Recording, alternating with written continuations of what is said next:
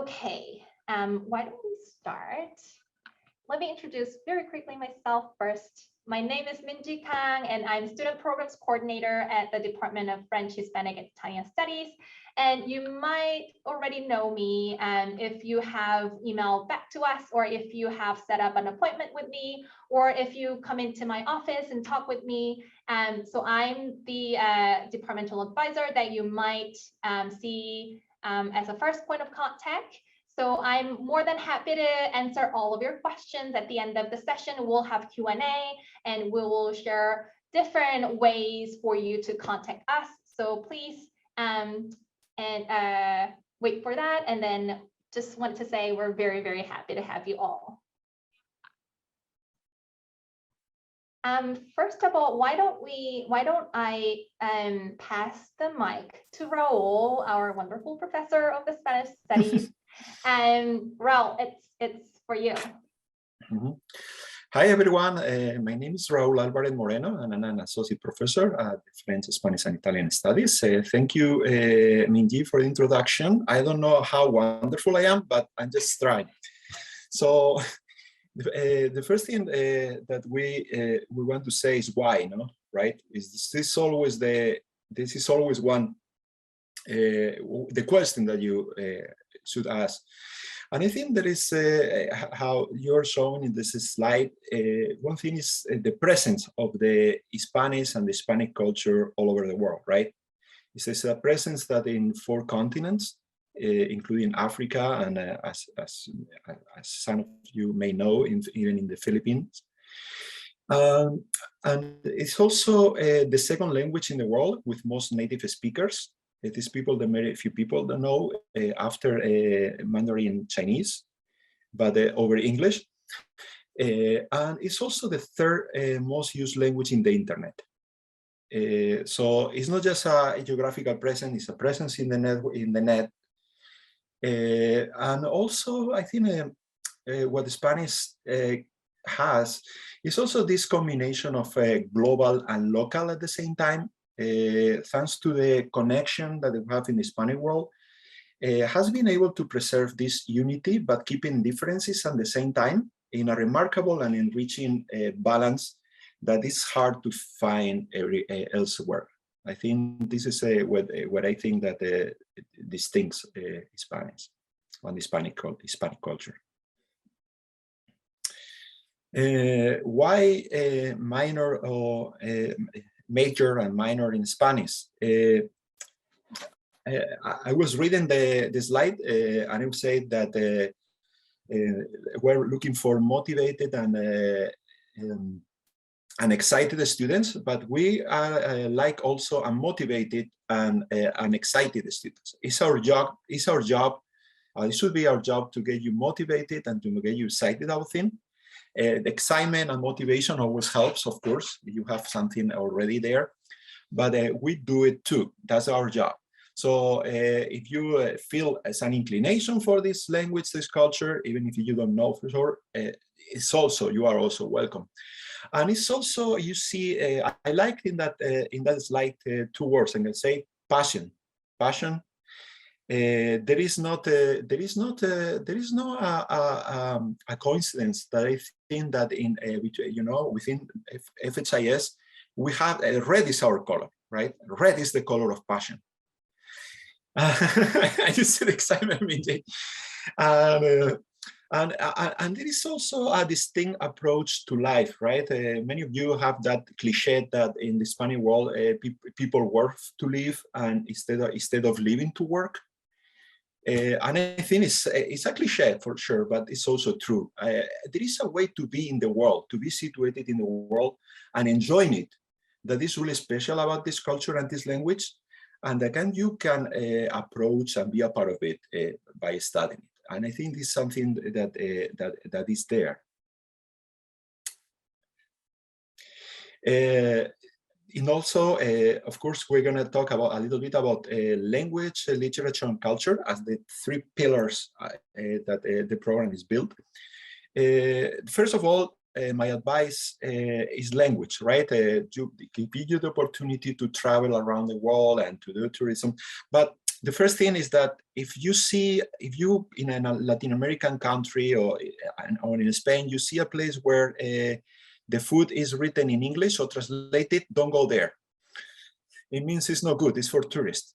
So that means that it's better if you are able to read in Spanish the things. This is where the locals go. So this is what you have to do. So, but it's a way not just to travel around, it's to meeting people. Nowadays, they offer you opportunity to get news and information from other sources that maybe in a different language, a different point of view. That is really important to me. In addition to the cognitive benefits, the connection, the creativity, and empathy. And I would just throw there love too. Why not? I mean, some of my students are also motivated because it's the language of their partners, and they are really, really happy to learn Spanish to connect with them. So there are different reasons that you could learn a Spanish language. If in terms of literature, you will be exposed to some of the main writers in literature in Spanish, in both sides of the Atlantic, but also to the big themes that have shaped the Hispanic world. Okay, we have several Nobel Prizes, but we're not going to brag about that. I don't think this is, but I think literature, particularly literature written in Spanish and another languages related to the Spanish world that you can use in translation. For example, Arabic, translated into Spanish in the Spanish Middle Ages or other indigenous languages. But also give you these skills, right? Like the practicing, the habit of presenting your ideas with reasoned arguments and textual evidence that you can apply to other languages and other activities that you do in your life. And also applying intellectual open inquiry to the examination of fundamental human questions. This is something that we do particularly well in the Spanish world. I don't think it's exclusive for us. And to that respect, the program is also a space for intellectual inquiry, viewpoint diversity, and constructive disagreement. We don't just indoctrinate you in a way of thinking, that you open your mind and allow you a way to find yourself and to find the way your thoughts. That is a really distinct thing to that about what I do about literature contribute to. And also we have the culture, of course, really rich culture from different centuries that can use Spanish history, politics, social movements, everyday life. I would like to focus here on community, right? And I think, and I give you an example about it, about one I would like to mean. Can someone tell me how do you say to eat in Spanish? Someone of the people that attended the conference, how do you say to eat in Spanish?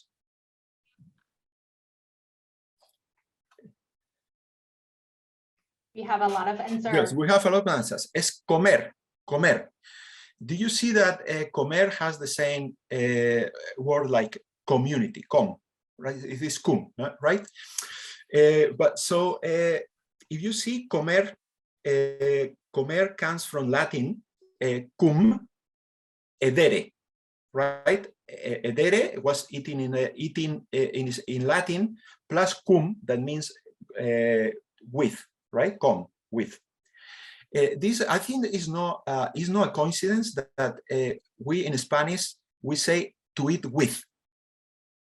Versus, for example, our cousins for French or Italian, that they say manger or mangiare, that it comes from Latin manducare. Because for us, Spanish is about do things with other people. It's about community. And that is embedded and engraved in the language itself. I will just give you this example so you can understand what we're talking about. I think it's a graphic example. If you can go to the next. Yeah, another in a more practical way. Also, we have also I think it was the previous one, MEG. We can, yeah, the following one. That one. Why major in Spanish? It also teach you about the community, the communication. But it's also, I want to emphasize to showcase how useful Spanish is, not also by itself, but also in combination with other degrees or with other subjects or even languages. You have there history, political science, geography, but I was just to say, for example, international relations, or even psychology, or even linguistics, for example, but also something more related to sciences like mining or forestry, where you say the Canadian, for example, Canadian companies, they have many of their activities in Latin America. So where Spanish is a really good thing to know. And I'm going to give pass to other person. Thank you, Raul. And based on what we heard from Raul about how Spanish language or Spanish culture can enrich your understanding of world and perception of world, we would like to briefly introduce you what Spanish major and what Spanish minor consist of. And if you are already getting into the language course, Spanish 101, 102, and 201, 202, you're on the right track. And after completing Spanish 202, we have options of Spanish 221 and Spanish 301. This is the very good start where you can build up towards the completion of major or minor in Spanish studies. And I see Bree and Stephanie here, so please feel free to jump in if you want to add a little bit more to the courses that we offer, the core courses. I'm happy to answer any questions if you have any from the floor. So let me go to, okay, so this is the major structure. If you start taking Spanish 221 and 301, you have this 4 survey courses to take. And then on top of this, you can take all of these courses, depending on your interest. You can pick any 12 extra credits from here. And if you are more interested in knowing more about minor, again, same structure, Spanish 221 and Spanish 301, but you will have to take 6 more upper level credits to fulfill the Spanish minor. So if you are currently taking Spanish 202 or you're currently taking Spanish 302, you're really on the right track. And speaking of that, I would like to introduce, sorry for the annotation. I want to introduce you a wonderful opportunity that we offer in summer term 1. For the first time ever that we're going to offer Spanish 221 in summer term 2. And Raul is going to teach that course. You will love it. I will pass the mic to Raul. Yes, thank you, Miti. It's something that if you didn't take 301, you can do combine this summer, because both courses are going to be offered in term 1, I believe, in the summer. So it's something that you can take it together, or you can take one of them. But particularly 221 is a good choice too, because it's also really. There is in addition to improve your Spanish, addressing the 4 skills that we're going to do in the class, and provide you with some skills and terminology to understand better and to analyze literary texts and even other texts that are transferable to other texts. It's going to be really, it could be really convenient to you. For example, you will be able to fulfill the literature requirement by taking this class in Spanish. Also, it's going to take place 2 days a week, Tuesdays and Thursdays. So it's perfect to combine with other courses or even just with summer jobs. And also it's the gateway to take upper level courses in Spanish for the minor, either the minor or the major. So it's going to be, this is not going to be, you don't have to buy a book. So they would be, everything within Canvas or online. The readings are going to be really accessible and really convenient for you. It's something that you can actually do. And we're going to provide lots of support in class by myself, and also in the Learning Center that outside the class that they will be still working this summer. So it just there, you know, there is an opportunity this summer to keep advancing in Spanish if you wish. Adding to that, if you are currently doing 202 and you want to advance your pathway in minor or major, this is a really good opportunity to actually for you to take Spanish 221 in summer and doing all of the upper level requirement right away, starting from winter semester. So if you have any questions about this course, please leave in the chat, or we will have opportunity to answer all of your questions at the end as well. Okay, so I want to take a moment to introduce our wonderful faculty in Spanish studies. Today we have Raul and Bri and Stephanie Spaciante. Do you want to take a time to briefly introduce yourself?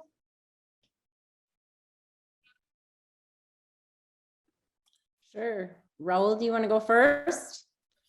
Yep. I have been talking so far, but I can introduce myself again. My name is Raul Alvarez and Moreno, and I'm originally from Spain, from Madrid.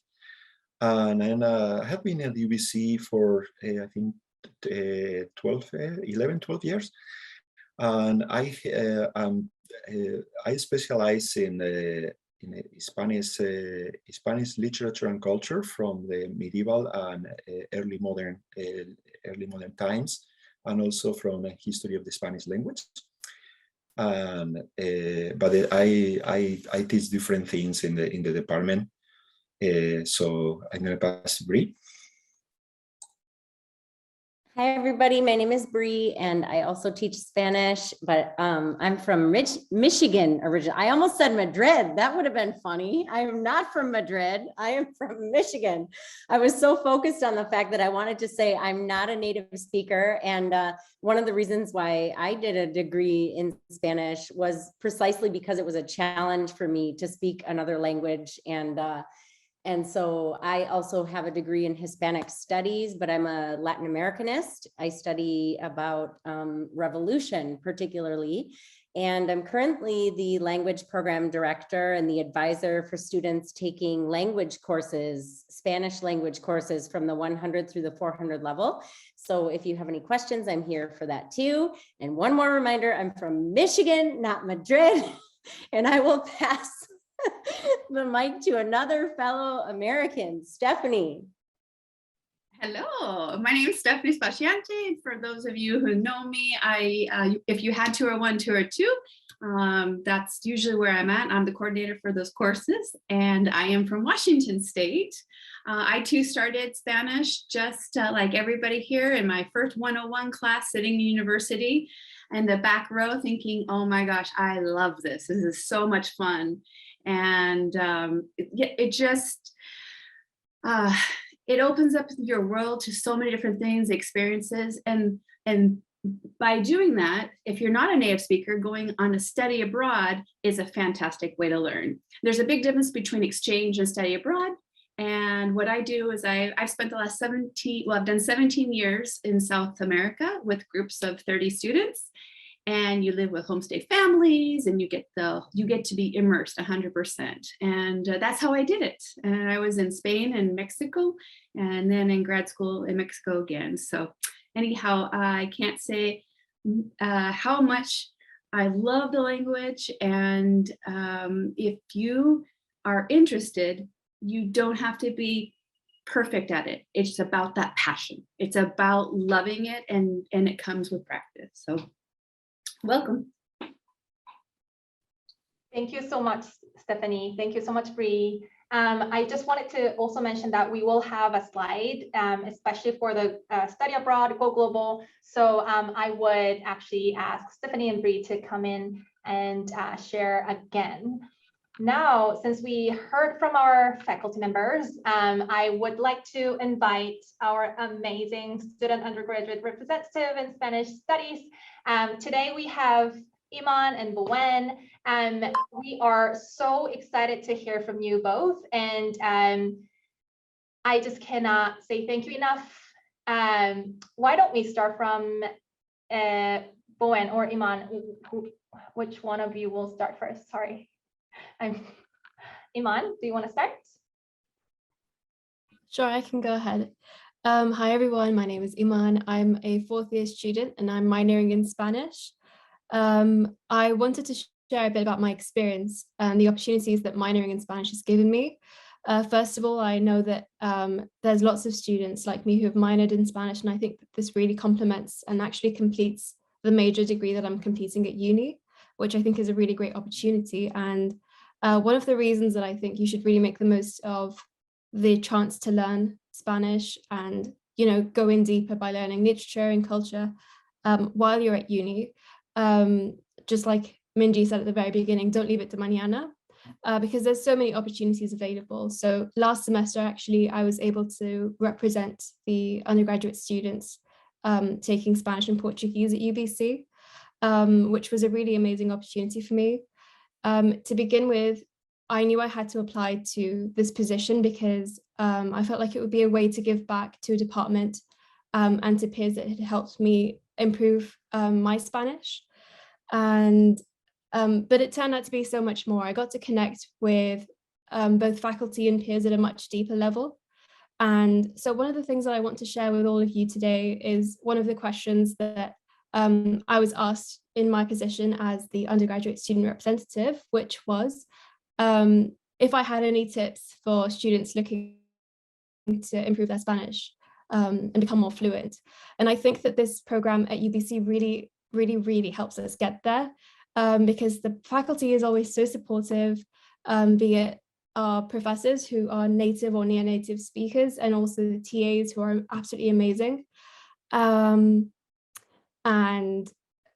finally, I just wanted to share one thing that you might want to look forward to, which is Spanish 401, which was one of my favorite courses.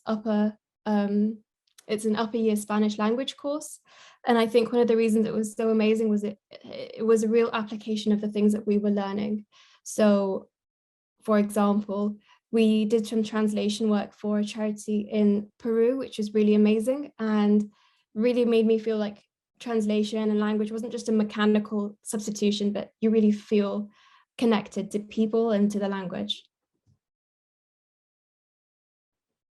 Thank you so much, Iman.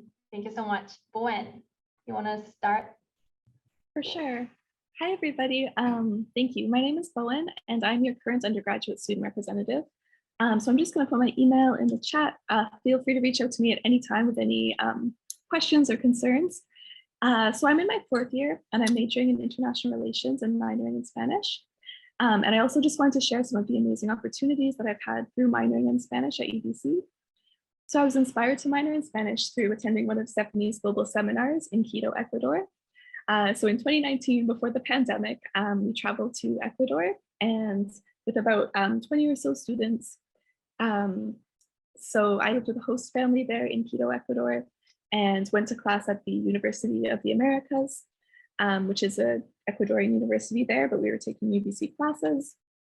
And honestly, this was one of the most incredible experiences of my undergraduate degree, probably one of the most incredible experiences of my entire life, to be honest. We took classes about like 4 days out of the week, and we would always do cultural excursions, and I usually traveled with my friends on weekends to different towns and cities. We were constantly immersed in the Spanish language, and I'm still in touch with my host family, and I would love to go back and visit them sometime soon. Global seminars are just one way to be involved as a Spanish major or minor. There are also study abroad and exchange opportunities. And another cool opportunity that I take part in is this intercultural exchange that happens between Ecuadorian and Canadian students. So once a week, I have a phone call, like a Zoom call, with a student in Ecuador, and he practices his English and I practice my Spanish, and we both help each other with our language skills.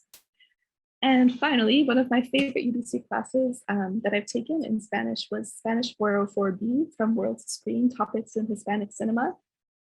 And in this class, we watched a different Latin American movie every week, and we analyzed them in relation to their socio-historical and cultural contexts. One of my favorite movies is called El Mariachi. It's probably available on the UBC library website. I would highly recommend it to anybody. And my final piece of advice would just be to feel free to reach out to Spanish profs. They're really amazing. They want to create a sense of community. And also feel free to reach out to me at any time. Yes, about any undergraduate student concerns, questions, comments. Thank you so much, Bowen. Thank you. That was amazing. It's always really good to hear from the students, and it's just really happy that you were able to learn all that and then experience all of those through these opportunities.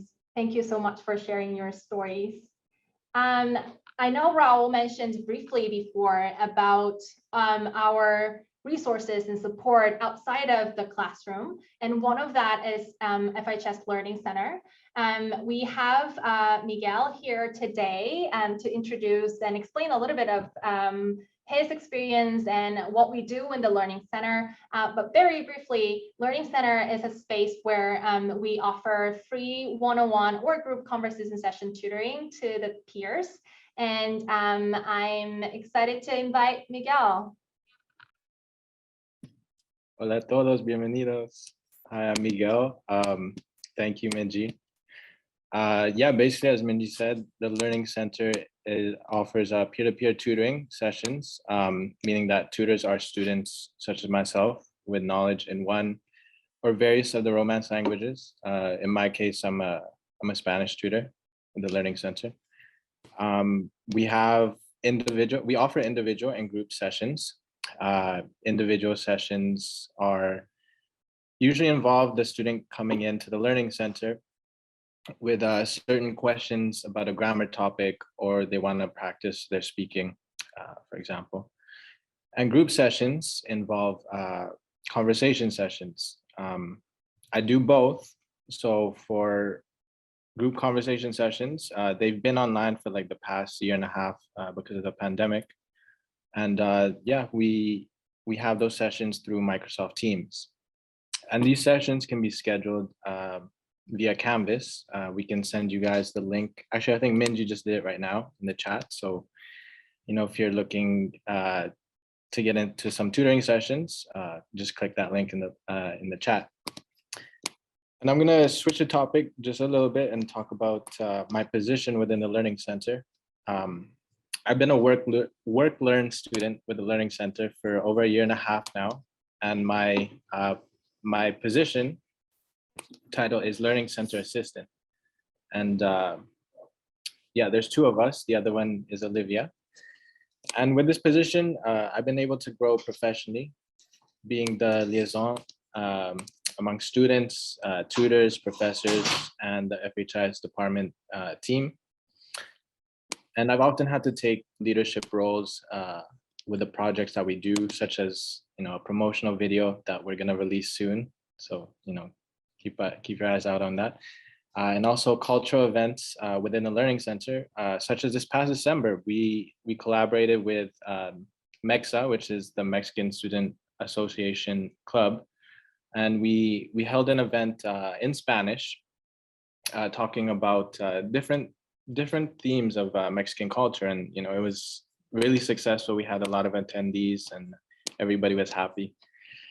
So yeah, that's a little bit of my role at the Learning Center, along with managing the Learning Center space, which is on the 8th floor of the Buchanan Tower, room 813, and also managing the online space on Microsoft Teams. And yeah, and if you guys have any questions about the Learning Center, or even down the road, if you're interested in becoming a Spanish tutor, you may contact myself or Minji. Later on, you'll see in one of the slides Minji's email address. and you'll be able to contact her. But yeah, I'll be around until the end of the session. So if you have any questions, just let me know. Thank you. Thank you so much. Also wanted to add a little bit of more information on support and opportunity that we have. First of all, for those who are actually currently majoring in Spanish, we do have amazing funding opportunity. And if you want to know more about this funding opportunity, you can always contact us. And this is, we have a Cervantes scholarship was the recommendation is based on Senate policy, but this is one of the funding opportunities that we have for, especially for those who are majoring in Spanish. And now, I know we've talked a lot about study abroad and go global and other community engaged learning opportunity that we offer. So I would pass the mic to Raul. And Bree, Stephanie, please jump in if you have anything to add, please. And maybe Stephanie can talk about the Go Global and maybe Bree about Spanish community, and I can talk about the language and cultural assistance program that I know better.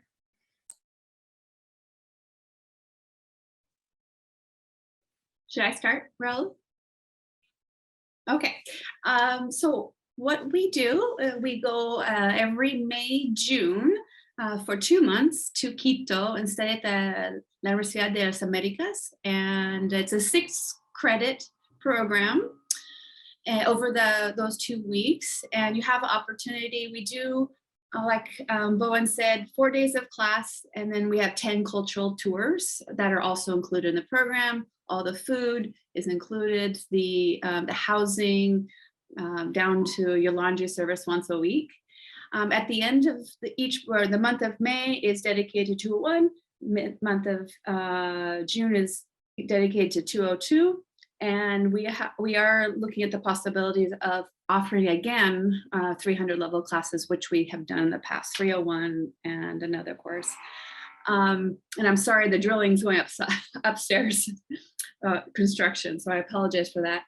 At the end of the program, whatever your major is, we try to tie in together your final project with some sort of project that is particular to you. For example,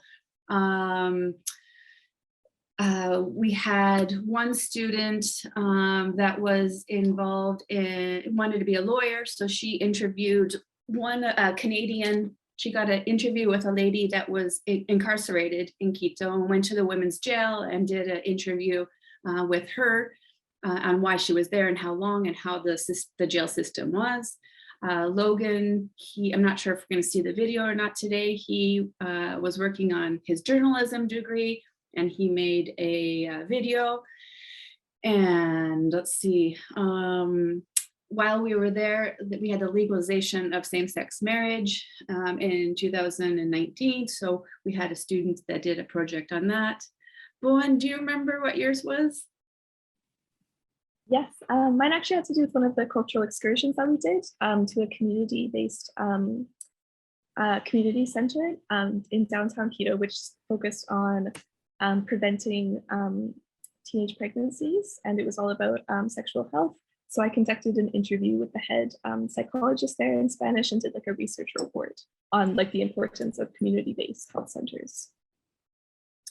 And so anyhow, what we try to do is bring that in as well as all the exams and the activities all based around a cultural component. So you do get the language, but it is focused on South America topics, cultural and historical, different topics. So anyhow, I'll pass it to Bree, sorry, Bree. Thank you. Yeah. So Dr. Maria Carbonetti also has a program called Spanish for Community. And Eman made reference to one of the projects that were carried out related to the skill of translation for the Spanish 401 course with the community, the Peruvian community. I'm putting the link to her blog in the chat where she talks about previous and upcoming projects. And Spanish for Community is a co-curricular activity. So it's very integrated in the Spanish curriculum, and it offers students an opportunity to work directly with the communities that Maria has a partnership with for that particular semester. Sometimes they're Vancouver-based organizations. There have been some projects that get UBC students speaking to some of the long-term care health facilities in Canada, or with local hospitals working on resources for patients that are suffering with Parkinson's or cancer. And so students have the very important job of communicating with the project leaders from the UBC organizations outside of UBC, or from the different countries that they're working with. And really producing materials that will change the lives of citizens, real people out there. So Maria's most recent event, I'm putting in the chat, I believe is March 23rd, and it'll be working with the organization, the Moscow organization. So this is what the students this semester have been up with. And I'm going to put her email in the chat as well, because she's the best person to reach out to for the Spanish for Community biz and buzz. But it's just one additional opportunity that gets you involved, and you don't have to go far because you're involved with the class through the classes that you're taking. And now Raul will talk about the Language and Culture Assistance Program. Thank you, Bree. The first thing I want to say is this is not a program affiliated with UBC. This is actually managed by the Spanish government, the Ministry of Education and Culture.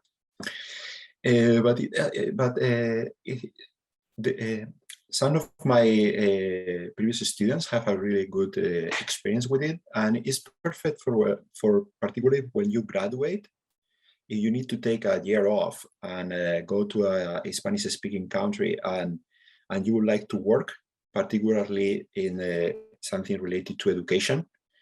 You basically get a job working for the Spanish government and teaching in high schools or K-12, but it's usually in high schools. They cannot guarantee the region where you can work, but you can choose more or less the area. They don't pay too much. I think it's 1,000 euros or 1,100 euros. But basically Madrid, Barcelona, maybe it's not such a good thing, but they allow you to live. But if you go to some provinces, that I would advise that would just go longer.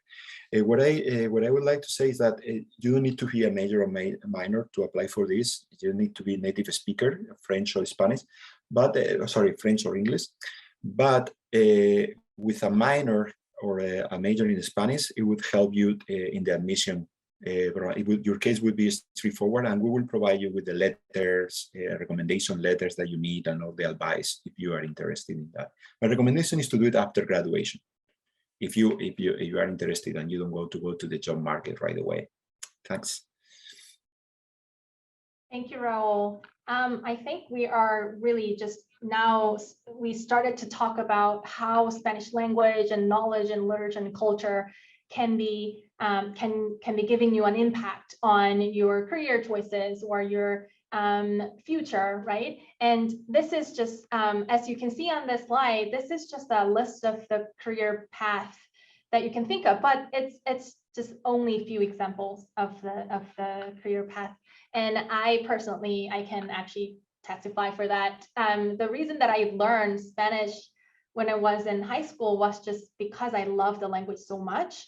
But throughout my journey, I was able to get involved in translation. I was teaching Spanish and I was researching about Spanish medieval literature. And I got to really talk to a lot of, I also worked as a translator in hospital one time. And just that, all of that was possible because of the Spanish, that the knowledge and the skills that I have. And I would like to share one of the video with our students, our previous students in Spanish major. And she will be talking here about how Spanish can change her world and impact her career path. Let me share the screen briefly. And after this, Raul, please jump in if you want to add more to the career part. Okay, here we go.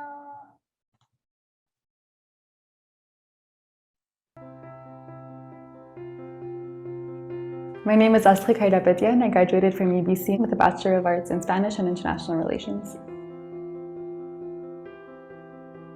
I think learning Spanish was one of the most useful hard skills that I gained out of my undergrad. I think it opened a lot of doors for me down the line. So in undergrad, I was able to go on exchange in Spain for a semester. And then after that, I was able to intern at the Embassy of Canada in Chile through co-op.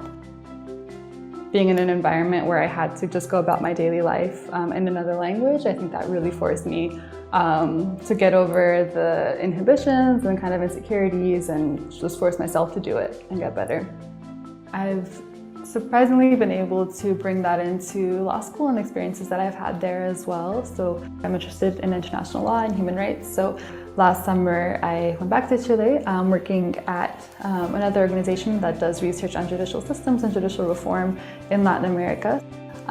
As far as the Spanish major, my analysis skills were really built up with my classes, especially analyzing literature and having to think really creatively about things that are pretty abstract, and that skill I find has been really useful in law school. Also just the amount of reading that you have to do within an arts degree, that's actually really helpful. It means that you're not really scared of, piles of reading anymore. So I think there's a lot of value in an arts degree because of those things.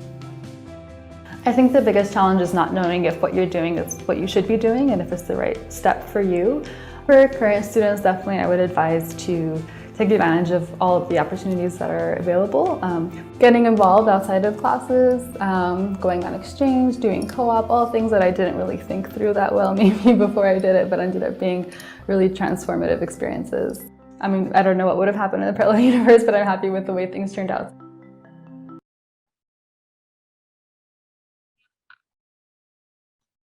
Okay.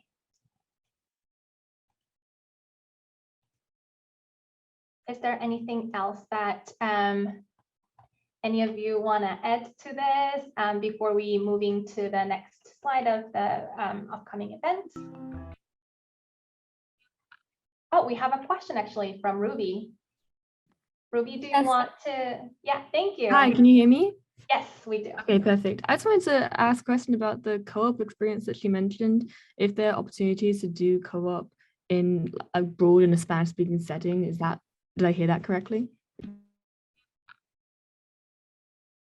Bree, do you want to answer to that? Thank you. Sure. Yes, it is possible. So the co-op opportunities, from what I understand, vary from year to year based on the offerings for arts-based students.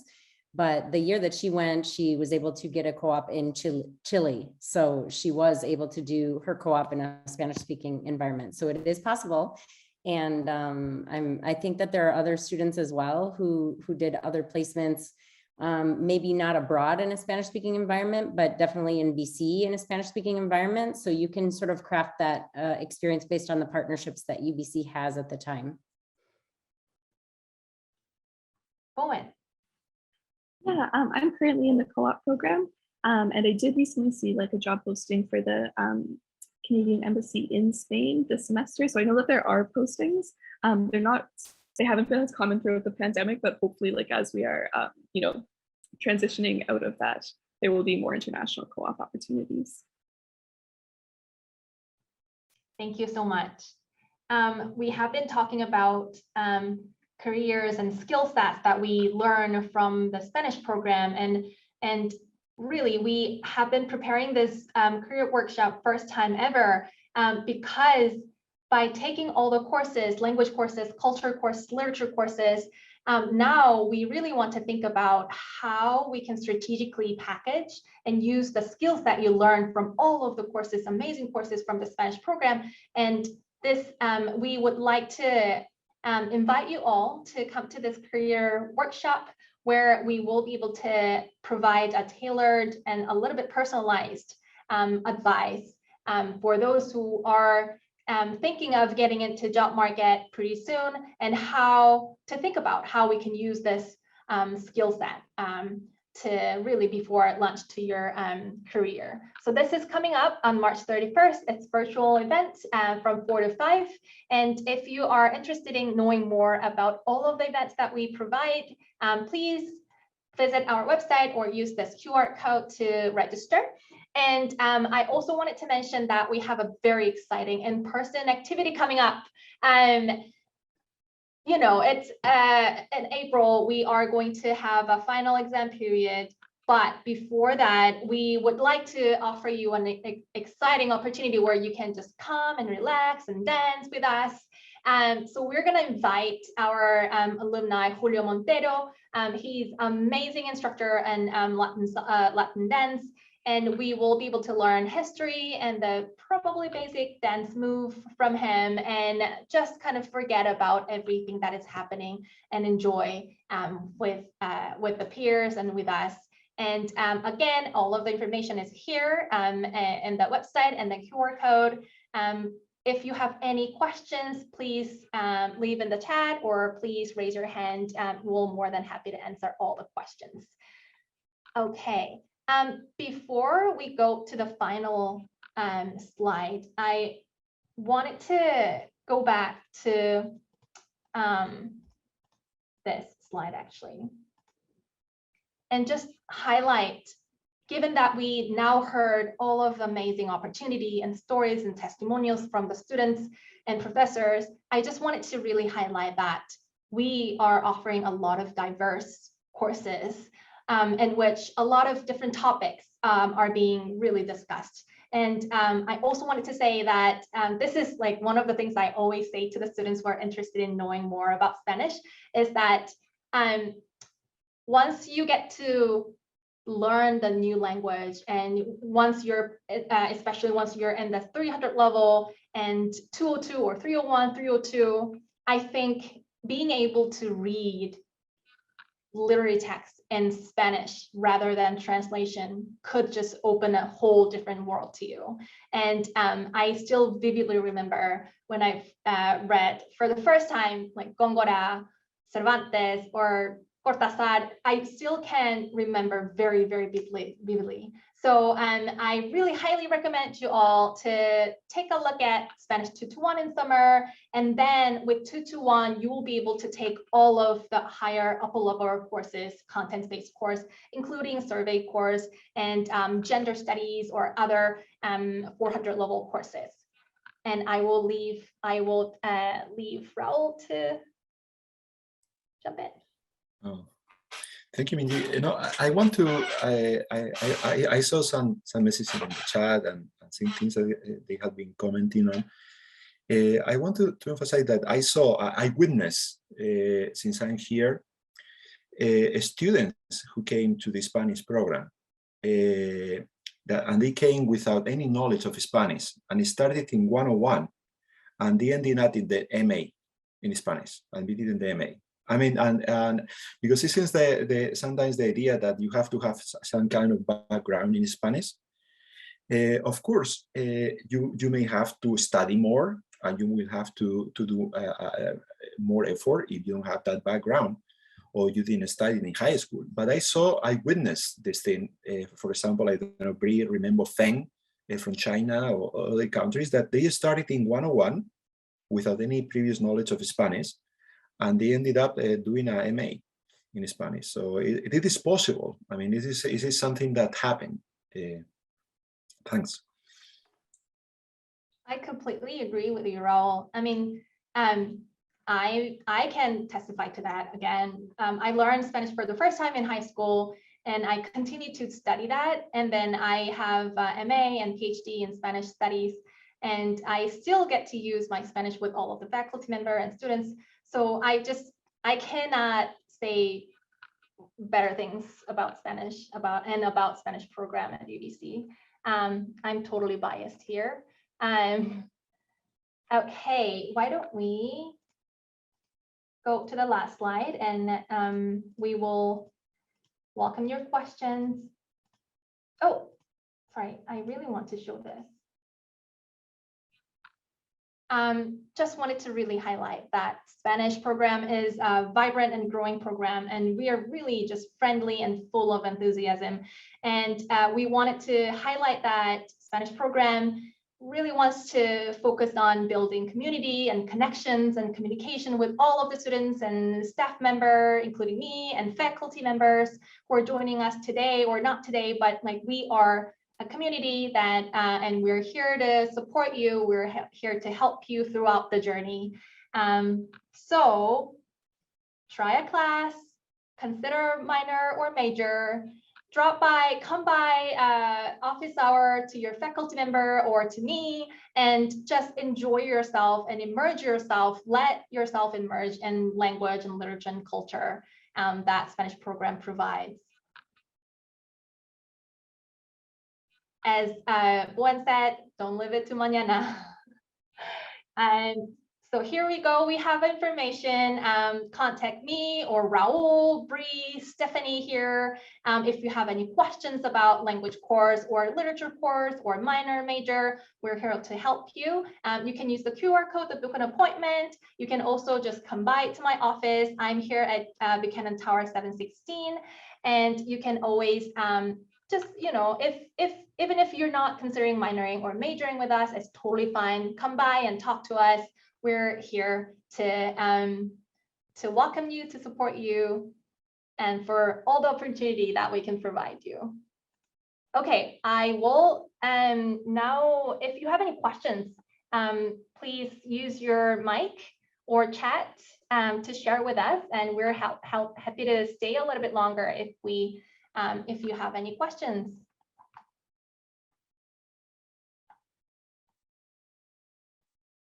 Yes, we have Tanaya.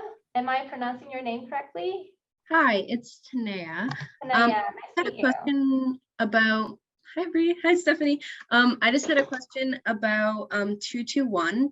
Is that one taught in English or Spanish? Like, is there a specific level of Spanish we should be before trying to do that class to be successful? Raul. So I guess it's we have different students and different backgrounds, but with 202, it should be, if you have a good level in 202, it should be enough. Ideally, if you can combine it, or you took 301. But as I say, if you have some specific questions, so you can do an interview with me. I mean, no pressure, of course. You can always meet me or send me an email, and we can discuss, and we can have a small conversation in Spanish. It's not an exam or anything, and then we can assess it. But it's not I mean, it's technically you have a good level in 202. It should be enough. We're gonna go slow. We're gonna have text with notes in English. So you have to invest time and try and effort, try to read them. I'm not gonna lie to you, but it is possible. It's not something that is achievable. Okay, thank you. Iman. Just in response to Tanea's question, I wanted to add that Span 221 was the first Spanish course I took at uni. And one thing I wasn't expecting was that there was a range of levels of students that students had different levels of Spanish that they spoke going into the course. And actually there were even heritage or native speakers in the course.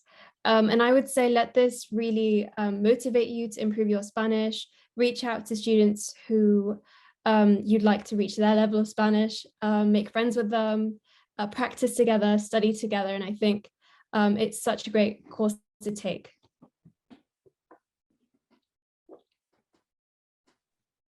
Thank you so much, Iman.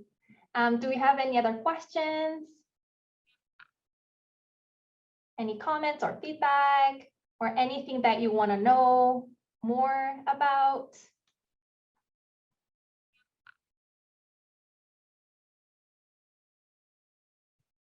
Okay, if we don't have any questions. There's a question in the chat, Minji, Oh, sorry. that I can respond to. So Spanish 222 is back to Grace's question about how courses are offered in the department. We typically have 221 that is offered both terms because it's a requirement for the major and minor. And 222, when it is offered in the spring term. So it would be winter term 2.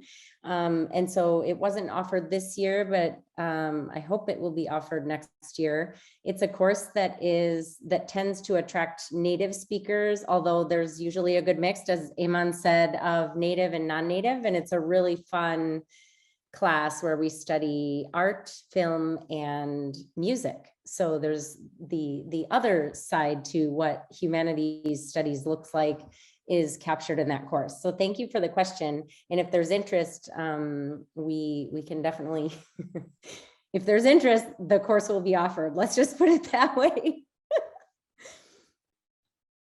Thank you so much, Bree. Okay, why don't I stop sharing? And just wanted to say again, thank you so much for everybody who joined us today. And if you have any questions, please contact us. We are here to help you. And just wanted to also say thank you, Buen, thank you, Iman, thank you, Miguel. He left for the class, but and thank you, Stephanie, thank you, Bree, thank you, Raul, for the session today. Thank you so much. Come by and talk to us anytime. Thank you, everyone. Thank you.